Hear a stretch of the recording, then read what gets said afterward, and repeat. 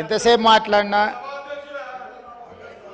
రామారావు గారు మేము కలిసి వస్తాం, ప్రభుత్వానికి సహకరిస్తాం అని పదే పదే చెప్తున్నాడు. నేను వారికి ఒకటే సూచన చేస్తున్నా, మీరు కలిసి వస్తారా లేదా అనేది, అన్నం ఉడికిందా లేదా అనేది ఒక మెతుకుని బట్టి చూస్తే తెలుస్తుంది. ప్రతిపక్ష నాయకుడు సభలకే రాడు, వీళ్ళు కలిసి వస్తారని చెప్తే నమ్మేది ఎవరు అధ్యక్ష? నేను అందుకే వారికి సూచన చేస్తున్నా, వెనకాల ఉండే అక్కలు ఇక్కడ ఉండి చెప్పి ఇక్కడ ముంచి అక్కడికి తేలినరు. ఆ అక్కల మాటలు విన్నాడు అనుకో జూబ్లీ బస్ స్టాండ్లో కూర్చోవాల్సి వస్తుంది అధ్యక్ష. అందుకే అందుకే అందుకే అందుకే అధ్యక్ష, మైనారిటీకి మంత్రి ఇవ్వలేదన్నాడు. 2014 నుంచి 2019 వరకు ఒక్క మహిళకు కూడా మంత్రి పదవి ఇవ్వలేదు అధ్యక్ష. 5 సంవత్సరాలు ఒక్క మహిళకు కూడా మంత్రి పదవి ఇవ్వకుండా ఈ ప్రభుత్వాన్ని, ఆనాడు ప్రభుత్వాన్ని నడిపి ఈ రోజు వచ్చి మైనారిటీలకు ఇవ్వలేదని ముసలి కన్నీరు గారుస్తారు అధ్యక్ష. కాబట్టి దయచేసి అన్ని విషయాలు మాకు తెలుసు, సహకరించేది ఉంటే ప్రతిపక్ష నాయకుడిని వచ్చి సభలో కూర్చోమని చెప్పుంది అధ్యక్ష. వివేక్ గారు మళ్ళీ వెళ్ళకు రాకండి. వివేక్ గారు ఈ ప్రాక్టీస్ మంచిది కాదు. మళ్ళీ వెళ్ళకు రాకండి. కొత్త సభ్యులకు ఇది నేర్పించకండి. మీరు సభా మర్యాదలను కాపాడండి. మీరు వెళ్ళండి. మీరు పల్ల రాజేశ్వర్ గారు మీరు వెళ్ళండి ప్లీజ్. మీరు వెళ్ళండి, సభా మర్యాదలను కాపాడండి. మీరు వెళ్ళండి, కూర్చోండి ప్లీజ్. కూర్చోండి.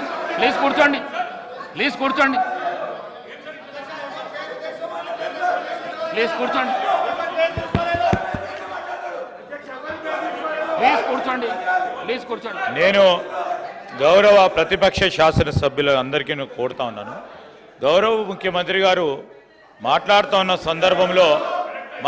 ఉన్న సందర్భంలో ఎవరు పేరు తీయలే అధ్యక్ష, ఎవరు గౌరవ సభ్యుల పేర్లు తీయలే. మీ వెనకాల ఉన్న కొంతమంది అని చెప్తే సభ బయట కూడా ఉండొచ్చు. రాజకీయ పార్టీ పరంగా ఉన్న చాలా మంది వ్యక్తులు ఉంటారు, వారందరినీ కూడా నమ్ముకోవద్దని ఒక సూచన ఇచ్చిండ్రు, సలహా ఇచ్చిండ్రు. ఎందుకు సార్ పాపం వాళ్ళని రెచ్చగొడతా ఉన్నారు. వాళ్ళ పేర్లే తీయాలి, వాళ్ళని కావాలని రెచ్చగొట్టి ఈరోజు మంచిగా నడుస్తా ఉన్న సభని వారి గురించి మాట్లాడలేదే, వారి పేర్లు తీయలేదే. వాళ్ళ పేర్లు తీసిన అధ్యక్ష, ఇప్పుడు వాళ్ళ పేర్లు తీసిండ్రా సార్? మేము అడుగుతా ఉన్నాం, వాళ్ళ పేర్లు తీసిండ్రా? ముఖ్యమంత్రి గారు వారి పేర్లు తీసిండ్రా? ఎవరు పేర్లను ఉద్దేశించి మాట్లాడలేదు.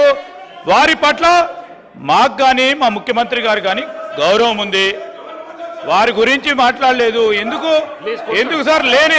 లేని అంశాన్ని కూడా ఈరోజు గందరగోళం సృష్టించాలి, రేపు పొద్దున పేపర్లో పడాలనే ఉద్దేశం తప్ప ఈరోజు. ఎందుకంటే మరి ఇప్పటి వరకు కూడా మాట్లాడిన మరి కేటీఆర్ గారు అనేక అంశాల విషయం మాట్లాడాం, మేము చాలా సమన్వయంతో విన్నాం. ఈరోజు ముఖ్యమంత్రి గారు ఏమన్నారు?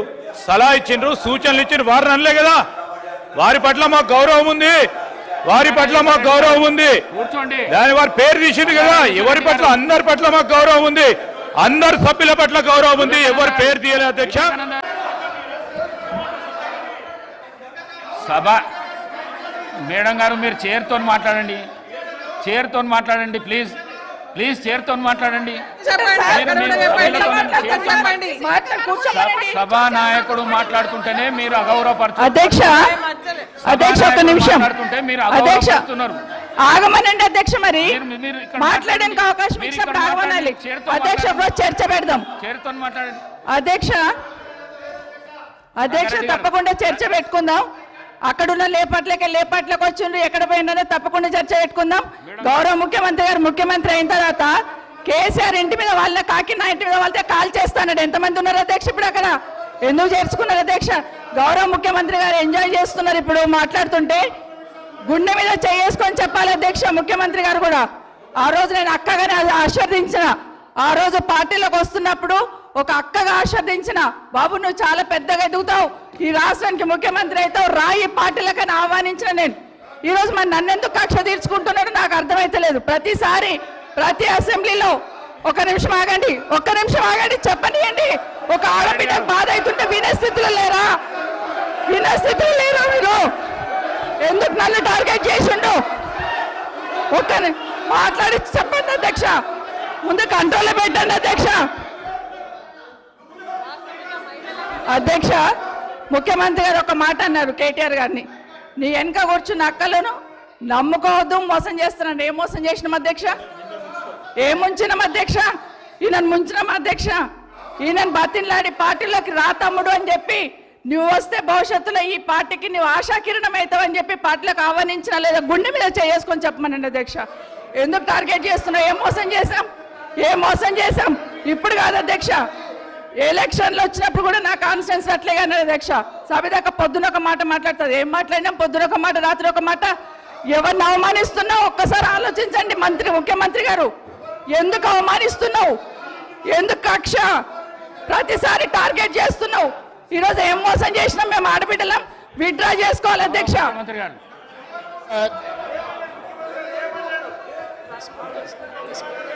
స్పీకర్ సార్, ముఖ్యమంత్రి గారు, గౌరవ ముఖ్యమంత్రి గారు. స్పీకర్ సార్, కూర్చోండి ప్లీజ్. అరే ముఖ్యమంత్రి మాట్లాడేటప్పుడు సభానాయకుడు మాట్లాడుతుంటే ఏవుతుంటే ఎట్లా? స్పీకర్ సార్, మాట్లాడండి.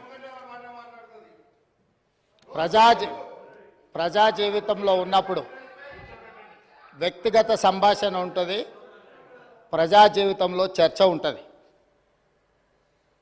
సబితక్క ఈరోజు నేను నిన్ను కాంగ్రెస్ పార్టీలోకి రమ్మన్నా పెద్ద లీడర్ అవుతావు అని చెప్పినా, పార్టీకి నీకు భవిష్యత్తు ఉంటుందని చెప్పినా అని చెప్పింది. అది వాస్తవం. కానీ ఇంకొక విషయం, ఇది మా ఇద్దరి మధ్యలో వ్యక్తిగతంగా జరిగిన చర్చని ఈరోజు సబితక్క సభలో పెట్టింది కాబట్టి దీని కొనసాగింపుగా జరిగిన కొన్ని చర్చలు కూడా నేను సభలోనే చెప్పాలి. 2000 వారి మాట విశ్వసించి సొంత అక్కగానే భావించి కుటుంబ సంబంధాల నేపథ్యంలో ఇతర రాజకీయ పరిణామాల నేపథ్యంలో నేను కాంగ్రెస్ పార్టీలో ఆనాడు తెలుగుదేశం పార్టీ సార్ సభను ఆర్డర్లో పెట్టండి సార్, వాళ్ళు కూర్చోబెట్టండి సార్. వాళ్ళు మాట్లాడేటప్పుడు వాళ్ళు లేస్తారు, వాళ్ళు మాట్లాడేటప్పుడు వాళ్ళు లేస్తారు, వాళ్ళు మాట్లాడేటప్పుడు వాళ్ళు లేస్తారు సార్. కూర్చోబెట్టిరు అధ్యక్ష, కూర్చోబెట్టిరు అధ్యక్ష వాళ్ళని. కౌశిక్ రెడ్డి గారు కేటీఆర్ గారు కూర్చోబెట్టిరు అధ్యక్ష. కూర్చోండి ప్లీజ్. స్పీకర్ సార్, 2018 శాసనసభ ఎన్నికల్లో కూర్చోండి కౌశిక్ రెడ్డి గారు, నేను కొడంగల్ శాసనసభలో ఓడిపోయిన తర్వాత 2019 పార్లమెంట్ ఎన్నికలు వచ్చినప్పుడు కాంగ్రెస్ పార్టీ నన్ను పార్లమెంటుకు పోటీ చేయమని అన్నప్పుడు ఇదే సబితక్క ఇంటికి వెళ్ళి ఇదే సబితక్క నన్ను పిలిచి నువ్వు మల్కాజ్గిరి పార్లమెంట్లో పోటీ చేయి, ఎన్నికల్లో నీకు అండగా నిలబడతా అని నాకు మాట ఇచ్చి పార్టీ నన్ను ఎంపీగా డిక్లేర్ చేసిన మరుక్షణం టీఆర్ఎస్ తో మాట్లాడుకొని పోయి టీఆర్ఎస్ లో చేరింది అధ్యక్ష. తమ్ముడుగా నన్ను పిలిచి మల్కాజ్గిరి పార్లమెంట్ లో ఎన్నికల్లో పోటీ చేయమని నన్ను ప్రోత్సహించి పార్టీ నన్ను ఎన్నికల్లో అభ్యర్థిగా నిర్ణయించిన తర్వాత కేసీఆర్ మాటలకు అధికారం కోసం కాంగ్రెస్ ను వదిలి టీఆర్ఎస్ పార్టీలో చేరి మంత్రి పదవి పొంది తమ్ముని మోసం చేసింది కాబట్టి ఈ రోజు నమ్మొద్దు అని కేటీఆర్ కి చెప్పిన అధ్యక్ష. ఇది నిజమా కాదా సబితక్కను గుండె మీద చేసుకొని చెప్పమని ఉంది. నన్ను మల్కాజ్గిరిలో పోటీ చేయి కాంగ్రెస్ నుంచి, నీ ఎన్నికల్లో నేను గెలిపించే బాధ్యత తీసుకుంటా నాకు చెప్పి నేను ఎన్నికల్లో నిలబడడం డిక్లేర్ అయిన తర్వాత కాంగ్రెస్ ను వదిలేసి టీఆర్ఎస్ లో చేరి మంత్రి పదవి పొంది ఈ రోజు వచ్చి మాకు నీతులు చెప్తే మేమేమన్నా అమాయకులమా అధ్యక్ష? కాబట్టి ఇవన్నీ చర్చలు. ఈరోజు నేను ఏ మాత్రం కూడా వాళ్ళ పేరు తీసుకోకపోయినా మీరు వారికి అవకాశం ఇచ్చిండ్రు. మీరు అవకాశం ఇచ్చినందుకు నేను అభ్యంతరం చెప్పలేదు. ఇంకేమైనా చర్చ ఉంటే ఇప్పుడు కొత్త గవర్నర్ గారు వస్తుండ్రు, ఎయిర్పోర్ట్ కి వెళ్తున్న గవర్నర్ గారిని రిసీవ్ చేసుకోవడానికి మళ్ళీ వెనక్కి వచ్చి అన్ని వివరాలు నేను అన్నిటికీ సమాధానం చెప్తా. మా డిప్యూటీ చీఫ్ మినిస్టర్ గారు అప్పటి వరకు సభ నడుపుతారు. కొత్త గవర్నర్ గారిని రిసీవ్ చేసుకొని రాజ్భవన్ విడిచిపెట్టి మళ్ళీ సభలోకి వస్తా అధ్యక్ష. అందరికీ కలిపి సమాధానం చెప్తా అధ్యక్ష. ధన్యవాదాలు అధ్యక్ష.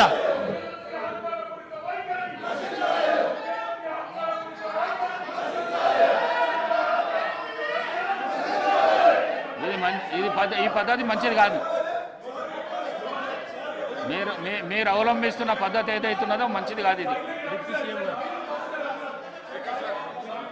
మీరు మీ సీట్లలో పోతే మీరు ఏం అడుగుతా చేస్తా అంటున్నా. నేను మీ సీట్లలో పోతే నేను ఏదంటే చేస్తా అంటున్నా. మేడం గారు మీ సీట్లలో పోతే నేను ఏదంటే చేస్తా అంటున్నా. మీరు ఎందుకు రెచ్చగొడుతుండ్రు వాళ్ళను? ఎందుకు రెచ్చగొడుతుండ్రు? రెచ్చగొట్టుడైనా మన పని. కేటీఆర్ గారు రెచ్చగొట్టుడైనా మన పని.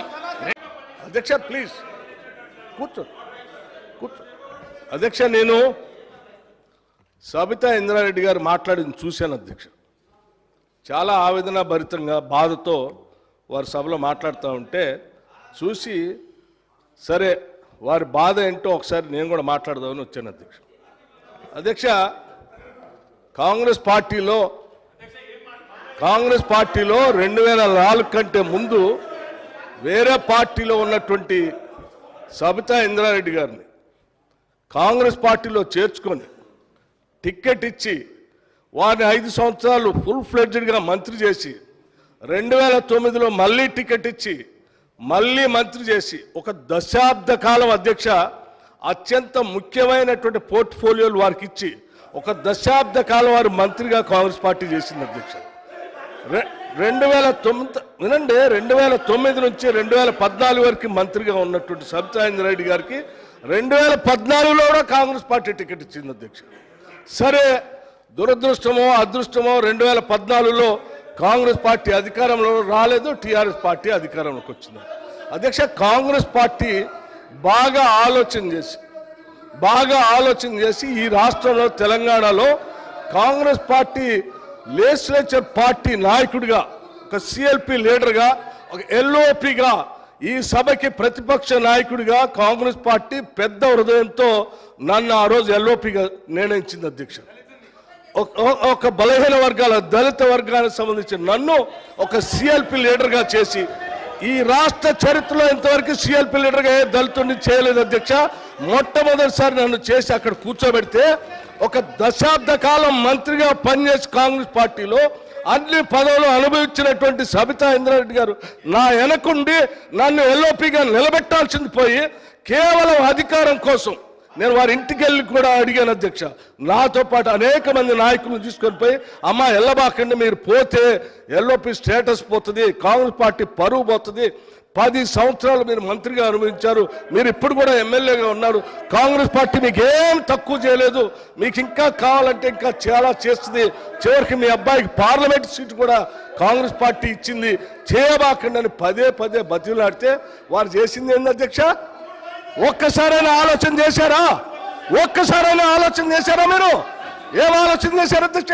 నీ అధికారం కోసం, మీ స్వార్థం కోసం కాంగ్రెస్ పార్టీ నిర్ణయం కాదని ఈ రాష్ట్ర చరిత్రలో ఎవరిని చేయలేకుండా నన్ను సిఎల్పి లీడర్గా చేస్తే అది లేకుండా చేయటం కోసం వదిలిపెట్టి పోయి టీఆర్ఎస్ పార్టీలో చేరినటువంటి వారు ఇవాళ బాధపడుతూ మాట్లాడుతున్న ఆవేదన చెందుతున్నా అంటే ఆవేదన చెందాల్సింది ఎవరు అధ్యక్ష? నేనా, కాంగ్రెస్ పార్టీయా, లేకపోతే ఈ రాష్ట్రంలో ఉన్నటువంటి ప్రజాస్వామ్యవాదుల? ఎవరు అధ్యక్ష బాధపడాల్సింది? వారా? ఇంకా ఏం ముఖం పెట్టుకొని ఈ సభానాయకుడిని రేవంత్ రెడ్డి గారిని ముఖ్యమంత్రి గారిని పట్టుకొని ఇంకా మాట్లాడుతున్నారు? దేనికి మాట్లాడుతున్నారు అధ్యక్ష? ఏం చేశారని, ఏం గొప్పలు సాధించారని, ఏం చేశారని? పార్టీలు మారి పరువు తీసి మొత్తం ప్రజాస్వామ్యాన్ని కూలి చేసింది కాకుండా ఇంకా మాట్లాడుతూ ఉన్నారు, ఆవేదన చెందుతున్నారు, బాధపడుతున్నారు. అంటే బాధపడాల్సింది ఎవరు అధ్యక్ష? ఇది కాదు, బాధపడాల్సింది మీరు. ఏం మాట్లాడుతూ ఉన్నారు? ఇంకా ఏం కూర్చోండి, దయచేసి కూర్చోండి అధ్యక్ష. ఏం మాట్లాడుతున్నారు ఇంకా?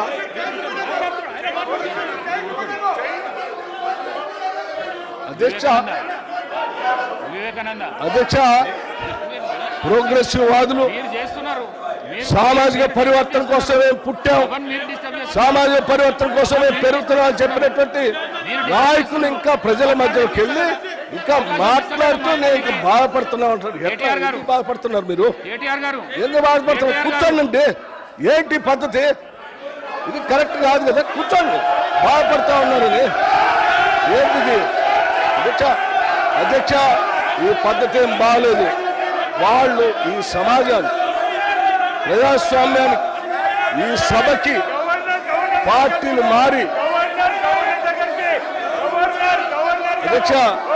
అధ్యక్ష 10 సంవత్సరాలు అధ్యక్ష, 1 సంవత్సరం కాదు.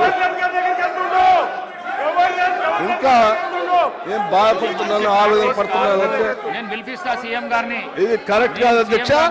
వాళ్ళు మీరు కూర్చుంటే దయచేసి కూర్చోవాలి. హౌస్ ఆర్డర్ నేను పిలిపిస్తా సీఎం గారిని. అధ్యక్ష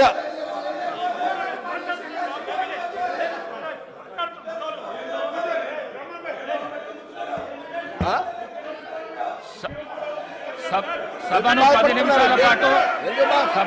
నిమిషాల పాటు వాయిదా వేస్తున్నాను.